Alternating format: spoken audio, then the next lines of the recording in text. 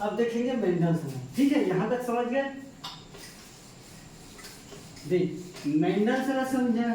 मेरा जेनेटिक्स नहीं पढ़ाने का कारण यही था क्योंकि टाइम ज़्यादा लगता है समझाने में, इसके लिए मैं सॉरी। और एक वीडियो डाल दूंगा छोटे छोटे टर्मिनोलॉजी के बारे में। ठीक, मेंडल्स का नियम। मेंडल्स का नियम जानने से पहले हम जानेंगे कि ग्रेगर जान मेंडल बेसिकली एक पादरी था। ठीक, इसको लिखिए, ग्रेगर जान मेंडल एक पादरी था। पादरी मतलब क्या होता है? जो चर्च में बेसिकली जो प्रार्थना करवाया जाता है उसको बोलते हैं पादरी। तो और यह 1865 हाँ 1856 से 63 की बात है। 1856 से 63 की बात है। 56 से 63 की बात है। ये मेंडल्स के नियम में इन्होंने एक पौधा पर काम किया गया था। ठीक, एक एक पॉइंट में लिखते जाइएगा। पौधे पर काम किया गया था, उस पौधे का नाम था मटर, जिसको बोलते हैं साइंटिफिक नेम में बोलते हैं पाइसम सटाइवम। ठीक, यहाँ तक तो एकदम कोई डाउट नहीं है। तो मेंडल ने इस पर काम किया था, मुख्य रूप से मटर पे किया था, और अलग अलग जैसे आएगा तो और अलग अलग काम है बहुत सारा। तो मेंडल साहब ने ये मटर के पौधे पर जो संकरण कराया था और उसी पर जो बेस्ड नियम है उसी को एक पेपर के रूप में जाके जमा कर दिया था। ठीक है, एक पेपर पब्लिश किया गया था। तो मेंडल का नियम का एक्चुअल मतलब क्या है कि जो मटर के पौधे पर वो शोध किया गया था उसी शोध पर आधारित जो नियम है उसी पर पेपर पब्लिश हुआ था। तो मेंडल ने उस समय एक शोध पत्र जारी किया था। मेंडल ने एक शोध पत्र जारी किया था, शोध पत्र, जिसको बोलते हैं plant hybrid experiment of plant hybridisation.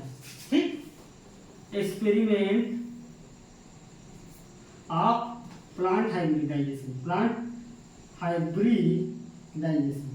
ठीक, आप सुनते रहें और थोड़ा थोड़ा कुछ कुछ को लिखते रहें। बाकी मैं लिख के भेज दूंगा, पहली बार बोल रहा हूँ लिख के भेज दूंगा क्योंकि टाइम के वजह से ही बोल रहा हूँ, अन्यथा मैं ये सब काम नहीं करता। ठीक, प्लांट हाइब्रिडाइजेशन का किया था, बेसिकली यही किया था। और इसका जो शोध पत्र है यह दो प्रकार की चीज में किया गया था। यह दो टाइप से किया गया था, बेसिकली सुने बस। एक है मोनोहाइब्रिड जिसको बोलते हो एकल संकरण। तुम्हारे सिलेबस में है मोनोहाइब्रिड, डाईहाइब्रिड, यहाँ तुम्हारा डेफिनेशन निकल जाएगा, कोई दिक्कत नहीं है। 4-5 चीज को फ्री में निकल रहे हैं। एक है डाईहाइब्रिड जिसको बोलते हैं द्वि संकरण। ठीक, तो जो शोध पत्र था एक्सपेरिमेंट ऑफ प्लांट हाइब्रिडाइजेशन ही था। हाइब्रिडाइजेशन का मतलब क्या है? दो डिफरेंट लक्षण के बीच में क्रॉस कराना, उसको बोलते हैं प्लांट हाइब्रिडाइजेशन। ठीक है, कोई दिक्कत कॉल करके पूछ लेना, लिख के भेज दूंगा बस।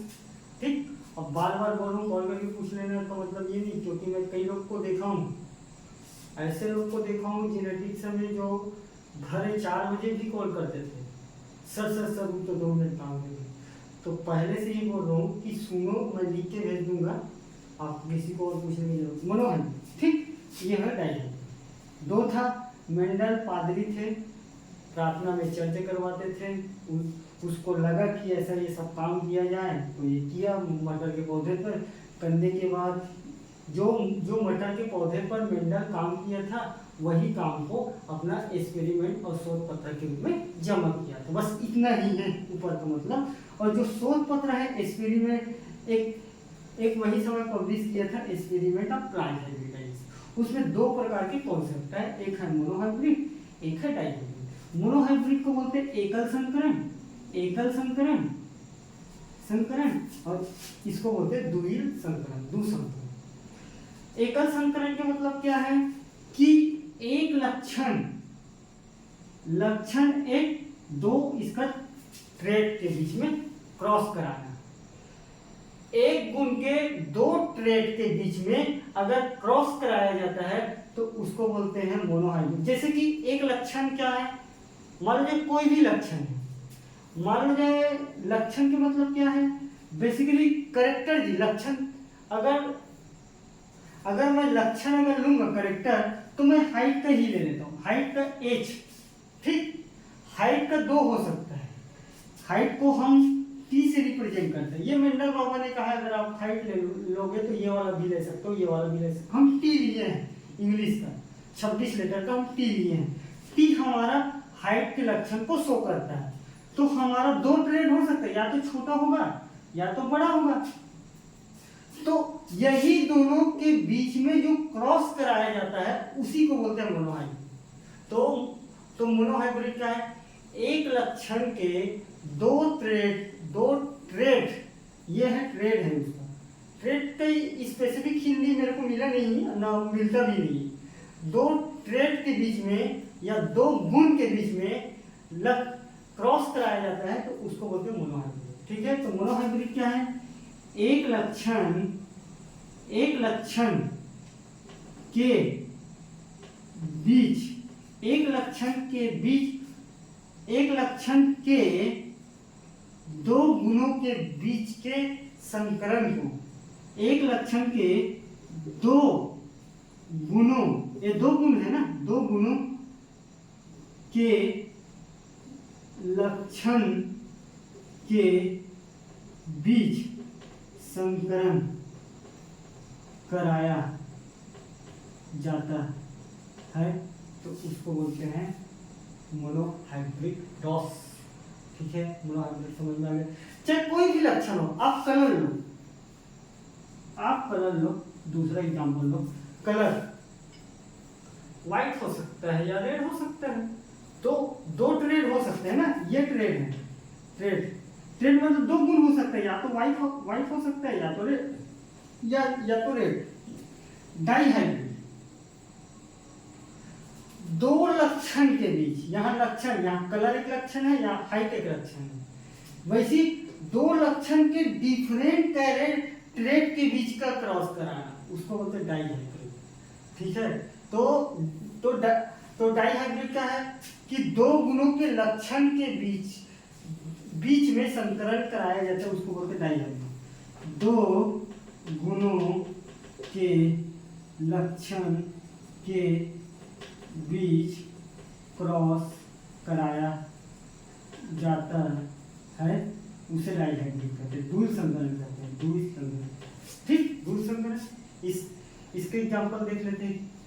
मतलब इसका मतलब क्या है, दो का मतलब क्या है। एक ले लेते हैं बीज रंग, पहला ले लेते हैं बीज रंग, इसमें बीज रंग, ठीक। बीज रंग ले लेते हैं तो बीज रंग में दो होगा, या तो येलो होगा, या तो येलो के साथ साथ क्या हो सकता है, हरा भी हो सकता है, ठीक। बीज रंग में दो ट्रेड हो सकते हैं ना, ये पहला लक्षण। दूसरा क्या हो सकता है, बीज की आकृति हो सकता है, दूसरा ट्रेड थी बीज की आकृति, या तो चपटा हो सकता है या तो गोला हो सकता है, गोलक। तो बोलने का मतलब क्या है, दो लक्षण के बीच में क्रॉस कराना। और यहाँ क्या है, एक लक्षण के दो ट्रेड के बीच में क्रॉस, एक लक्षण के दो ट्रेड के बीच में क्रॉस, उसको मोनोहाइब्रिड। द्वि में क्या है, दो गुणों के बीच, ये गुण दो गुणों के बीच, मतलब यहाँ चार का क्रॉस हो रहा है, 4 दूनी 16 वाला चेकर बोर्ड है, ये वही है। तो मोनोहाइब्रिड में सबसे पहले आता है ला प्रभाविता का नियम। इसके एग्जांपल मोनोहाइब्रिड में है प्रभाविता का नियम, एकदम सीक्वेंस में चले। प्रभाविता का नियम मोनोहाइब्रिड क्रॉस का है, अभी देखो भी कैसे होगा प्रभाविता का नियम, ठीक। दूसरा क्या है, प्रभाविता के नियम के बाद दूसरा क्या है, दूसरा बेसिकली है, दूसरा है लॉ ऑफ सेग्रीगेशन, शुद्धता का नियम बोलते हैं, ठीक। लॉ ऑफ सेग्रीगेशन, आप इसी लिखना। अगर मोनोहाइब्रिड डाइहाइब्रिड पूछेगा तो मोनोहाइब्रिड में कौन कौन सा आता है, डाइहाइब्रिड में कौन कौन सा आता है, तो डाई हाइब्रिड में एक ही आता है स्वतंत्र अपव्यूहन का नियम, लॉ ऑफ इंडिपेंडेंट असॉर्टमेंट बोलते हैं। ठीक, तो यहाँ तक समझ गए। मैं लिख के भेज दूंगा, आप थोड़ा बेफिक्र रहे, थोड़ा सा ये वाला में मैं मान रहा हूँ थोड़ा हार्डली होता है, बाकी हर चीज़ को लिख के नहीं भेजूंगा, जो मेरे को लगेगा वही भेजूंगा।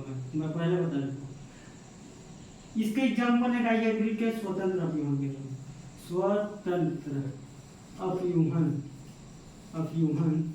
का नियम। ठीक, अब पहले देख लेते हैं प्रभाविता का नियम। ठीक, 5 मिनट लगेगा, 5 मिनट से ज़्यादा नहीं लूँगा। ठीक, यहाँ तक समझ गए एकदम।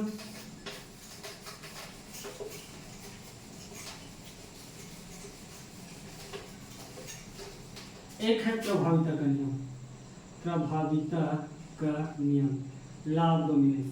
लॉ ऑफ डोमिनेंस ने मेंडल जैसे रखा था, मैं वैसे रख देता हूँ।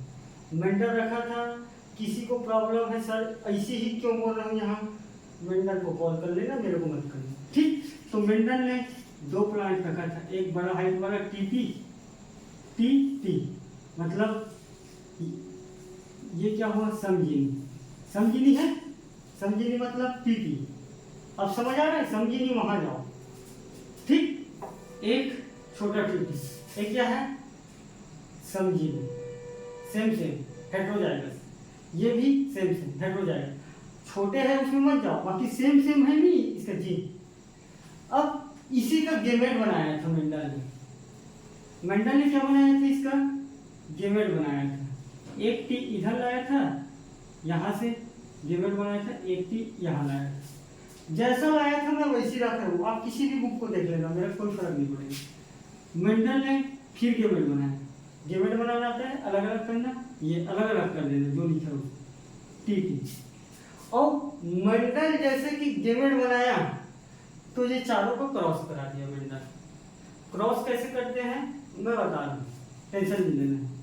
क्रॉस पहला है प्रभाविता का नियम, कैसे प्रभाविता है अभी मैं बताऊंगा। देखो बस 2 समजीवी पौधा है, ये समझिए, मैं लिखूंगा समझ जाऊंगा। ठीक, ये यहाँ एक लाइन खींचना और यहाँ के फर्स्ट से क्रॉस करा देना। ये छोटा टी है यार, कौन लिख दिया बड़ा टी, ये छोटा टी है, ये जी छोटा टी। तो यहाँ एक लाइन खींचना, यहाँ एक लाइन। ठीक, तो दोनों के बीच में क्रॉस कराना, तो क्या आएगा टी और टी आएगा। ठीक आएगा, और इसी गेमेट को यहां से भी क्रॉस करा दो, एक। ठीक, एक सीधा, एक इसके साथ, एक इसके साथ। ठीक, तो क्या आएगा टी, अब बड़ा टी आएगा शुरू में क्रॉस हो रहा है तो टी। अब इसको और इसके साथ और करा के देख लो, क्या आएगा टी, एक टी छोटा आएगा, एक टी एक टी। इसी को इसके साथ क्रॉस करा दो, एक टी है। मेंडल ऐसी किया था, और मेंडल निष्कर्ष क्या निकाला था, सभी विषमजीवी हैं।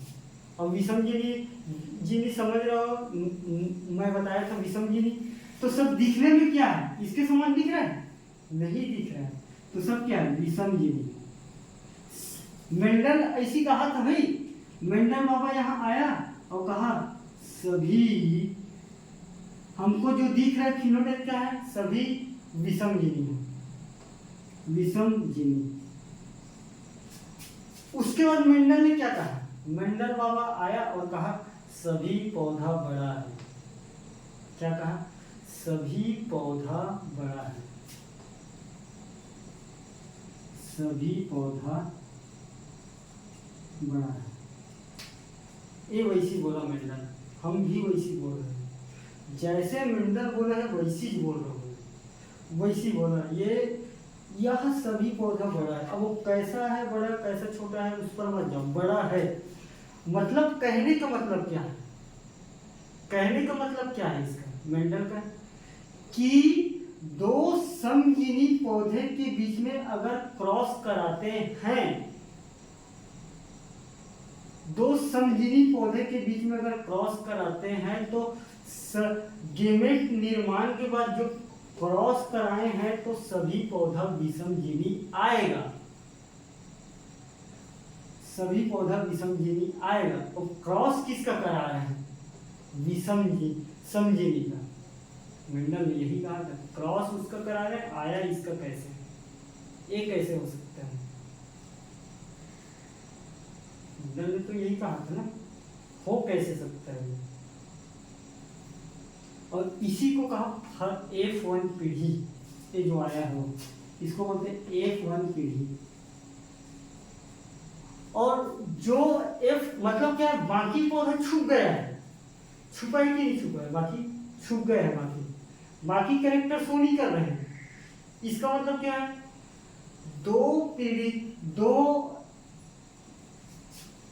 एक मिनट ना, जब एक ही गुण के दो विपरीत समजीवी पौधे के बीच में क्रॉस कराते हैं तो केवल एक ही समजीवी पौधा प्रभावी होता है। इसी कारण बोलते हैं इसी को लॉ ऑफ डोमिनेंस। एक ही पौधा प्रभावी हो रहा है ना, सभी बड़ा हो रहा है, सभी बड़ा, कोई छोटा बड़ा नहीं आ रहा है, सभी को बड़ा बोल रहे हैं। तो जो टी है, टी यहाँ बड़ा है, उसको बोलते हैं प्रभावी, और जो छोटा टी है उसको बोलते हैं अप्रभावी। मतलब ये क्या है? अप्रभावी। ये वाला दिख नहीं रहा है मगर दिख नहीं रहा है, इसी को बोलते हैं लॉ ऑफ डोमिनेंस। मैं लिख के भेज दूंगा, आप ये गेमेट को बनाने वाले को देखो बस, ठीक। बाकी मैं हिंदी में लिख के भेज दूंगा, ठीक है? बात यहाँ तक समझ गए? अब मेंडल ने सोचा यार कि जब अगर F1 में ऐसा आ रहा है कि एक ही लक्षण अगर प्रभावी हो रहा है तो सेकंड में क्या है? सेकंड में सोचे यार कि मैं इसी चारों में से दो पौधा लेके क्रॉस करके देखता हूँ क्या आता है। तो मेंडल ने दो पौधे यहीं से सिलेक्शन किया। आप बोलो कौन सा सिलेक्शन? क्योंकि सभी समान है, मेंडल के नियम के अनुसार सब समान है। तुमको वाले दिख रहा है छोटे बड़ा, मेंडल के देखने के बेस पे सब समान है। तो आप बोलो कि ये लेते हैं और ये ले लेते हैं, तो हम या तो किसी को भी लोग समान है तो मैं दो किसी को भी ले लेता हूँ, ये लूँ चाहे ये लूँ, दोनों समान है, दोनों सेम आए। तो मेंडल ने सोचा यार कि जो F1 पीढ़ी है यही से प्लांट लिए और इसी F1 का क्रॉस करके सेकेंड लॉ का निर्माण किया मेंडल।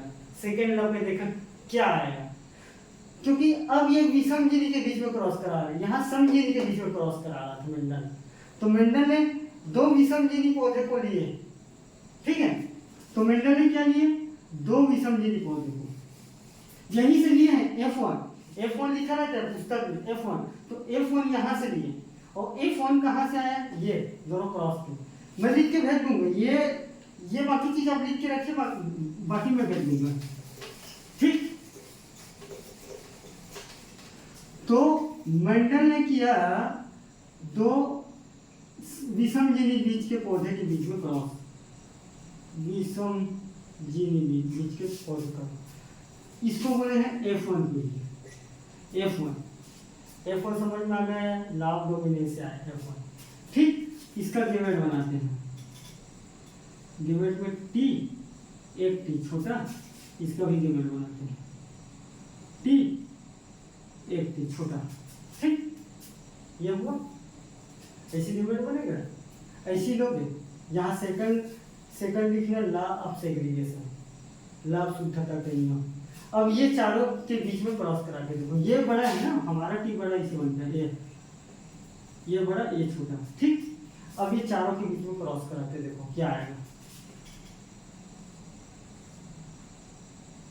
T बड़ा बड़ा, T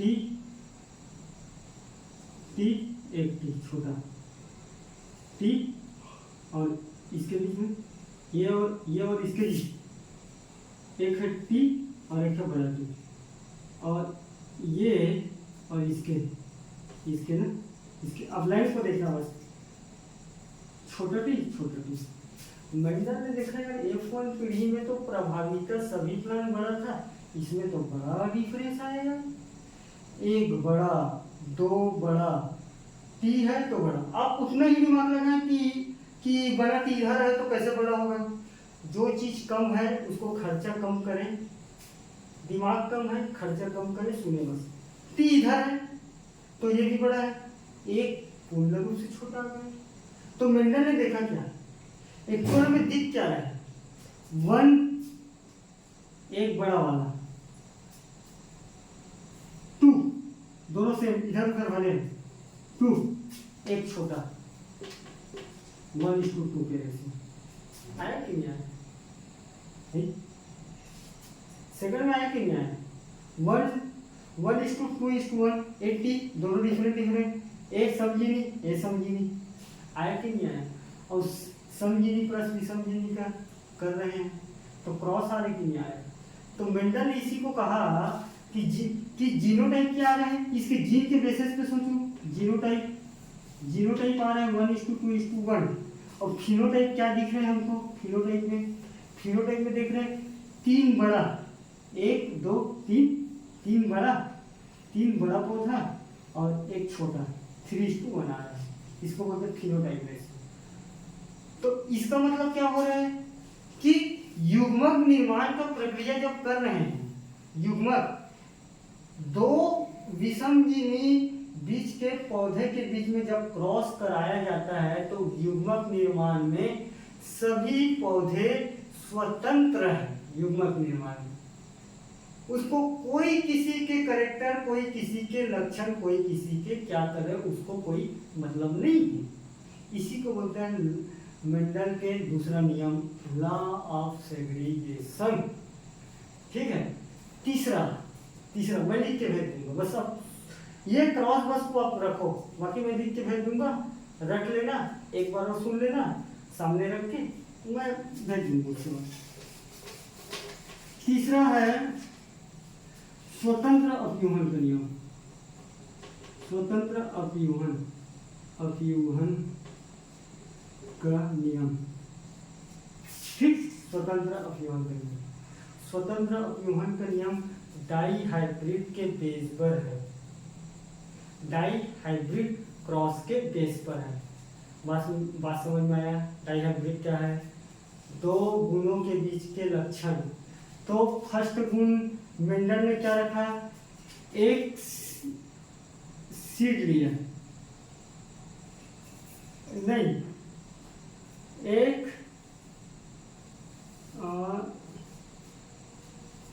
एक सीड लिया जिसका कलर येलो था और गोल भी था, राउंड भी था।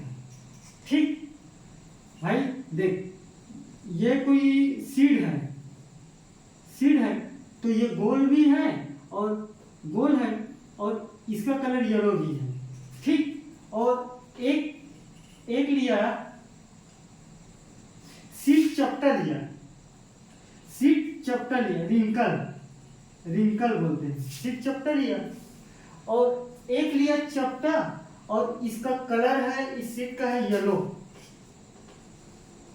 अब ये मान के चलो मेरे पास डिजिटल बोर्ड नहीं है, नहीं तो मैं तो साइड में करके दिखला देता, ऐसी हुआ था। तो मेरे को बताने में कोई हर्ज नहीं, जेनेटिक्स नहीं पढ़ाने का कारण मेरा यही था, वीडियो नहीं डालने का, क्योंकि बड़ा कम प्राइस है, माइंड इधर उधर हो जाते इसको बताते।